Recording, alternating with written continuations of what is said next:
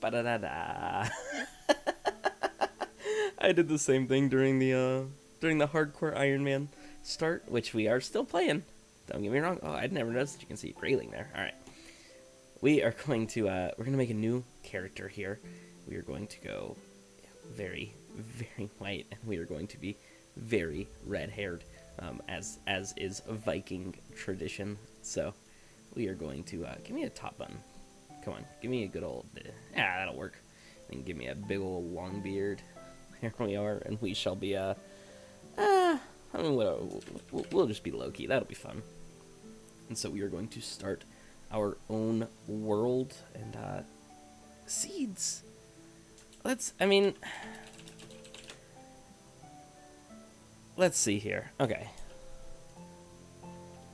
So there is a specific seed that I want to try out because it just seems like a nice little time. I haven't played it yet. Let's go single player, and that'll be that. And we are going to start our game up. So Valheim is I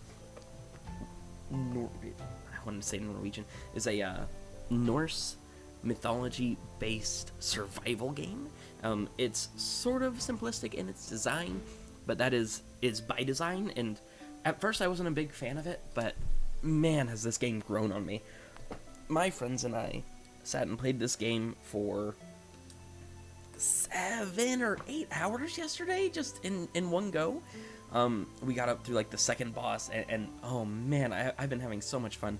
And I don't know if you guys see it. No, you guys don't. My game is not responding, so it's taking a minute to load in everything, I'm sure. But we'll be back in just a second. I'm so excited for this game. Long ago, the All-Father Odin united the world. He threw down his foes and cast them into the 10th world, then split the boughs that held their prison to the world tree and left it to drift unanchored, a place of exile. For centuries, this world slumbered uneasily, but it did not die. As glacial ages passed, kingdoms rose and fell out of sight of the gods. When Odin heard his enemies were growing once again in strength, he looked to Midgard and sent his Valkyries to scour the battlefields, for the greatest of their warriors, dead to the world, would be born again in Valheim.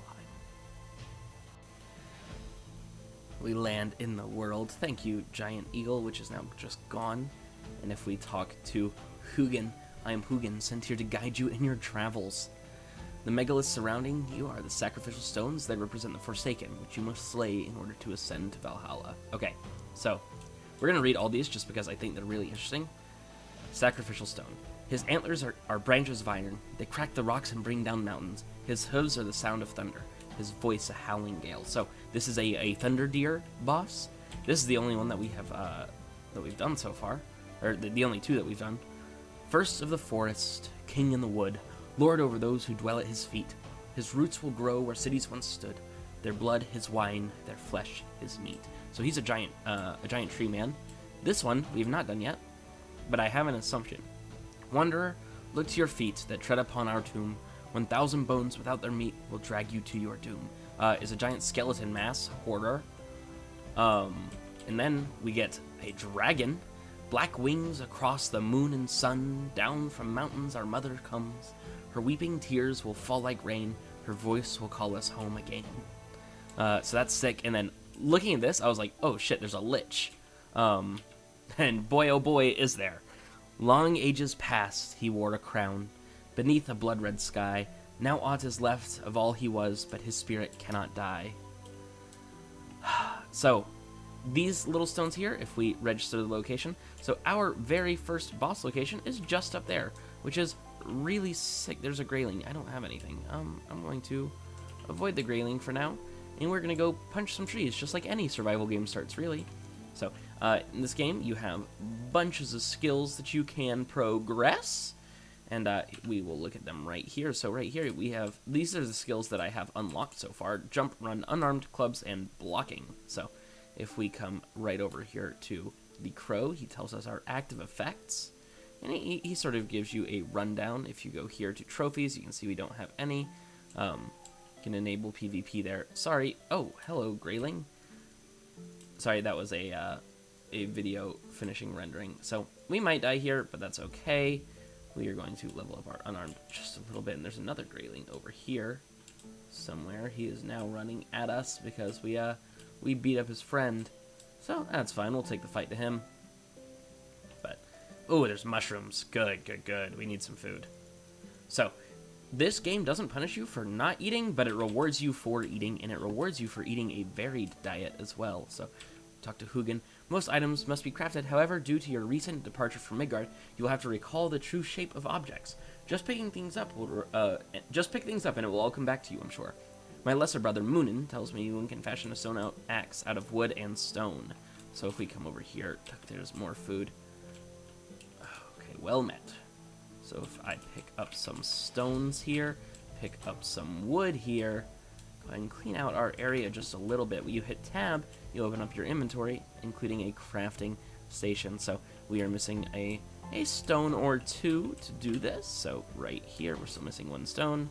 Any around here immediately? I'm not seeing any. There's one. So do that. We can now craft up a stone axe, which will be a better tool than what we have. So go ahead and hit 2 to equip that. And let's see what Hugin says. You found a snack. Consume it to improve your health and stamina. So if you eat multiple things, like I said, do you see this little, that little bar above the cutlery is very useful. Ooh, I like this area.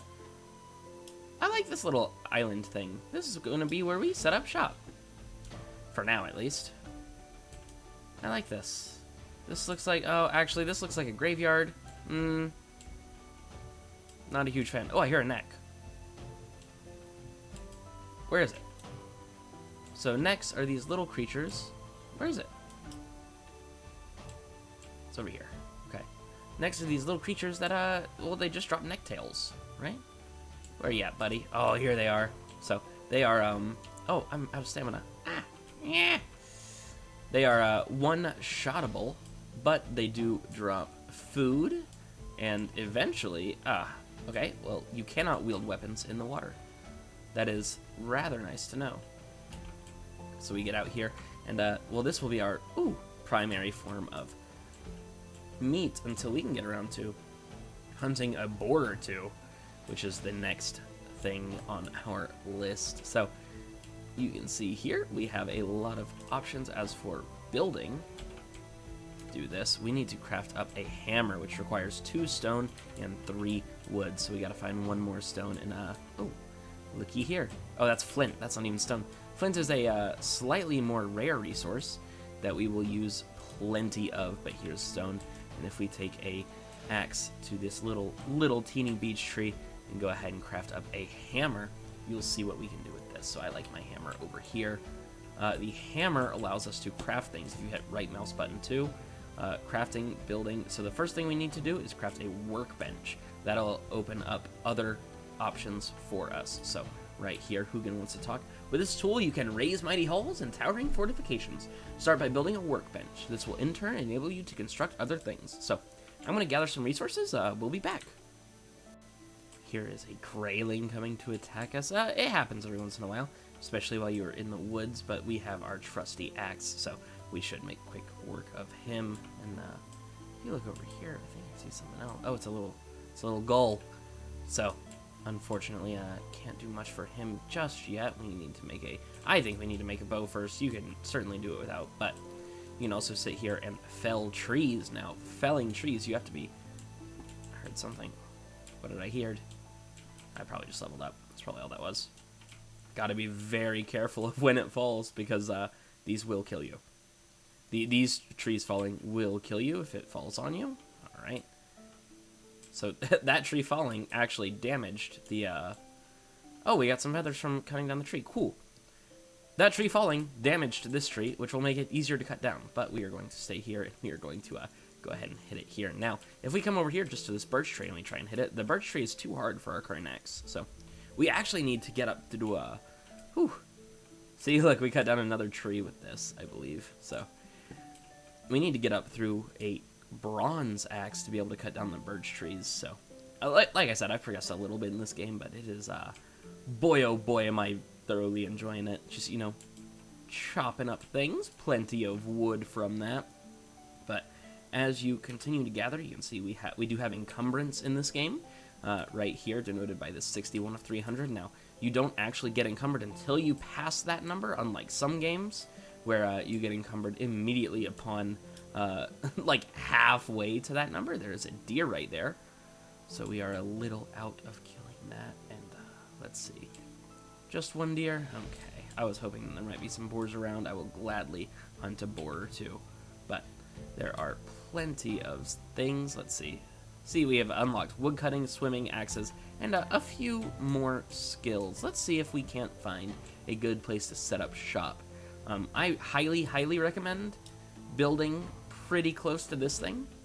Now, you can build further out, and if you make a bed, you will respawn there regardless.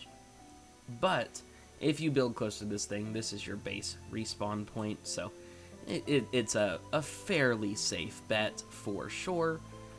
Oh, and look at that, more mushrooms to forage. You can see our stuff blinking over there, meaning that we are getting close to running out of the bonuses from this food.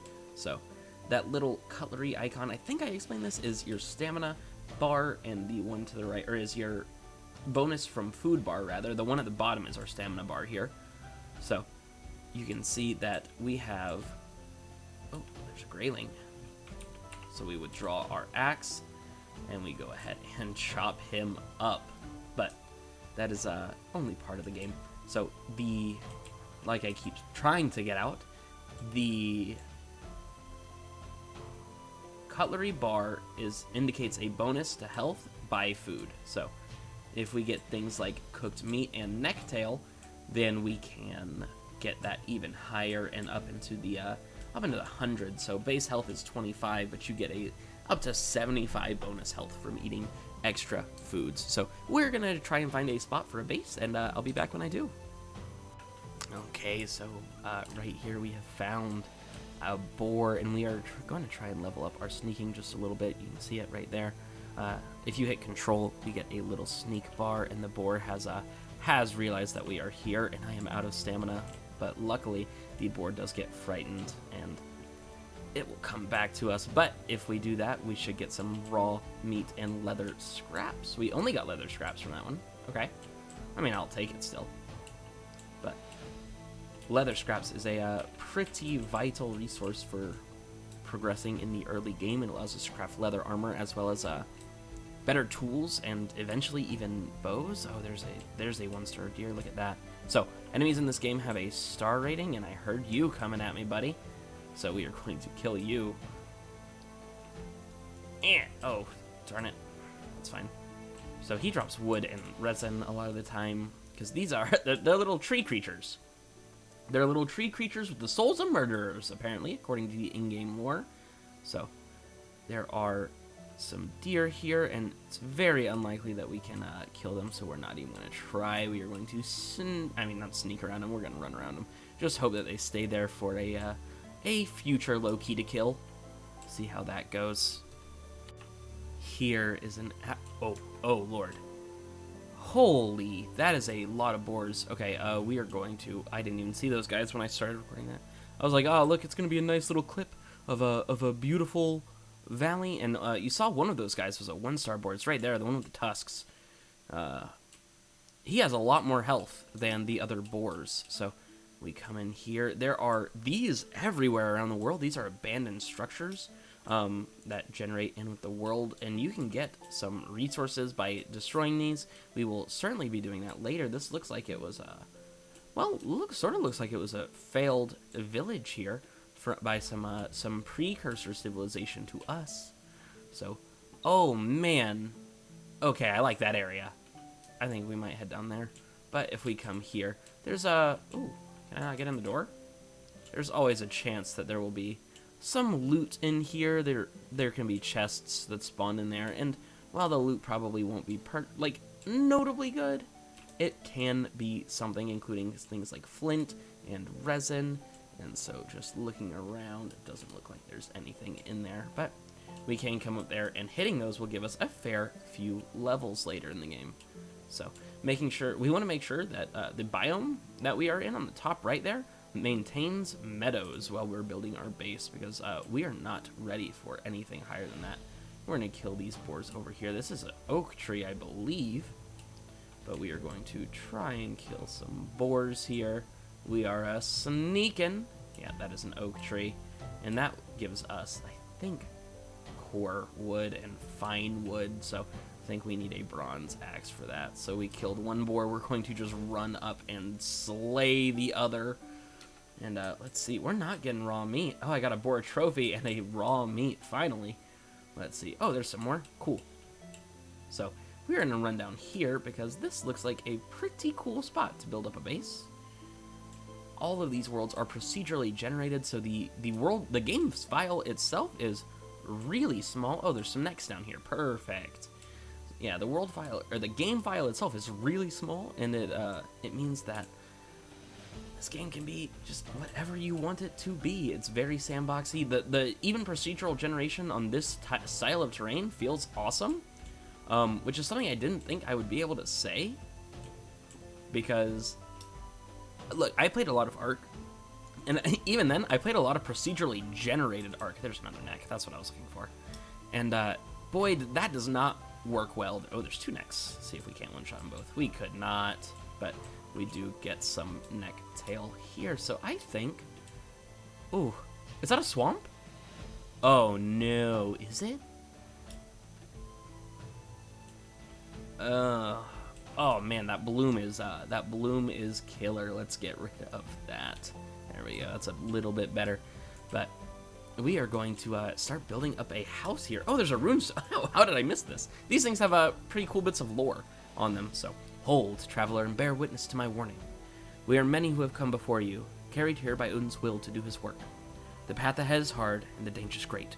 If you hold your life dear, keep to these meadows and make your dwelling away from the trees. Fear the horned one and spare his kin. So this is oh, am I near? Oh, hello, boar. Holy. That was terrifying. Am I near that? So if you hit M here, you can check out a map. We ran away from it, so it's up there, up that coast a little bit, but right there is Yggdrasil, the world tree. And this runestone is warning us, like, hey, you shouldn't be doing stuff. You should not be doing things. We're gonna run over here to build, I think. Which, this is a part of the map. This is literally our starting area. We are back here, but we are going to we're gonna build over here because look, next just respawning here. This is food. They don't do much damage, but it is it's sort of painful when you run out of stamina trying to fight things. Where'd the other neck go? There it is. So I guess we'll level up our unarmed a little bit on this neck, and there's another one over there. But yeah, we are going to try and get a little bit of footing on a house because it's getting dark and I'm not a big fan of that. So the night is dark, full of terrors, and my axe just broke, so I have to fight this grayling with a torch in my fist. And then we also got to fight this tree with a torch in my fist because I got to get some more wood despite having an axe because I am building poorly. And so you can repair things at a workbench free of cost. In fact, might I remind you, free of cost, but you have to first have a roof over your workbench. So if we come here and we add a cornered roof and we rotate this bad boy right here, that is not what I want. Okay, so we are going to mouse 2. What are we looking for? 45 degrees. That's the wrong way. Right here is what we are looking for. So this should snap right there. And now if we do the same thing right here, let that snap right there, we can now use our workbench and just slam repair, and it will repair everything that we currently own other than my, so we have the rag tunic. Let's make some rag pants, but it'll go ahead and make it so we can use this. And now, next important thing I think we need is we need a campfire, and for that we need some stones. Let's see if I can't find some of those on the ground here.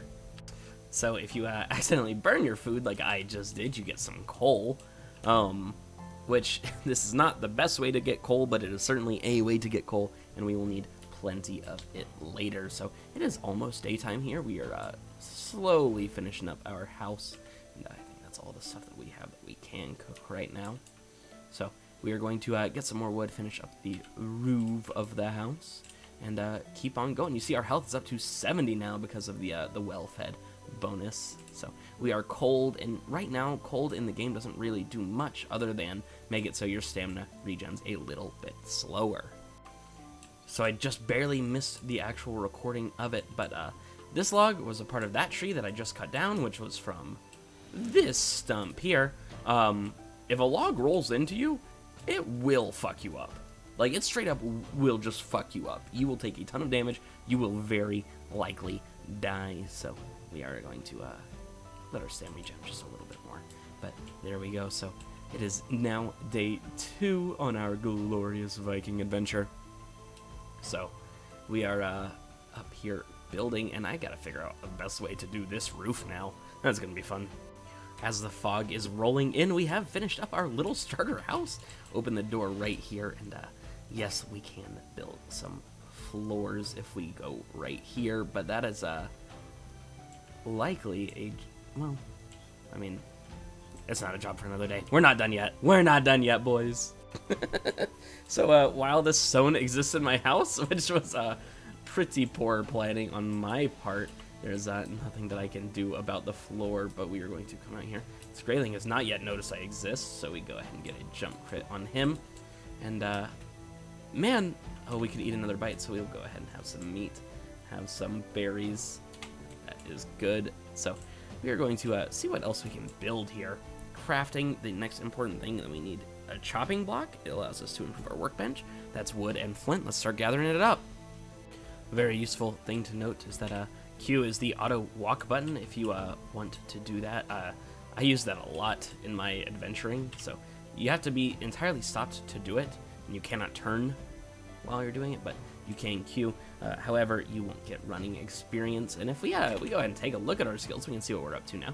We're at 5 jump, 9 runs, 7 unarmed, 12 wood cutting, and 9 axes. So the rest, and 4 blocking, of course, but the rest will come in time. We are going to go ahead and build a chopping block, which needs to be in proximity to the crafting table, but we can put it out here. A little bit of aesthetics here, a little bit of aesthetics, you know. So go ahead and cook up some more necktail. It's very important that we keep stocked up, and we will go ahead and see if we can't also do a chest. We need 10 wood for that, so that'll be our next little thing that we're gonna do. Okay, there's a deer there.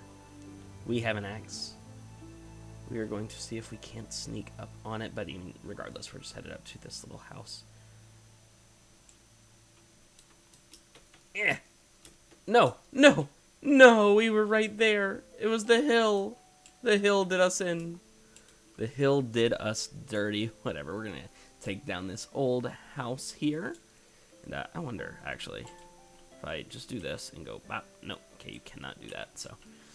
I was curious, but if we go ahead and take this down, you see we will get a little bit of resources, but the more important thing is that this is a lot of experience here, and I'm not quite sure why. So we just got back to base, and there's a little grayling here, and he's an on fire boy now. Let's see if he comes back. There he is. All right, so we our axe died, and I got poisoned in there. There's a beehive in there that I did not notice, so. We come in here, we're going to repair all of our stuff, and you can see here we can now craft bow and arrows. So 8 hide leather scraps means that we need to kill some 8 boars, but what we are going to do first and foremost is go ahead and plop a chest down right here in our little base, which means that we can store up some of the more useless items for now. We'll make sure we close up our door. Oh, and look, there's that gosh darn deer again. There's that gosh darned deer. So let's see if we can't actually sneak up behind it. Let's get our sneak bar back. Okay, we're gonna see if we can't sneak up behind it.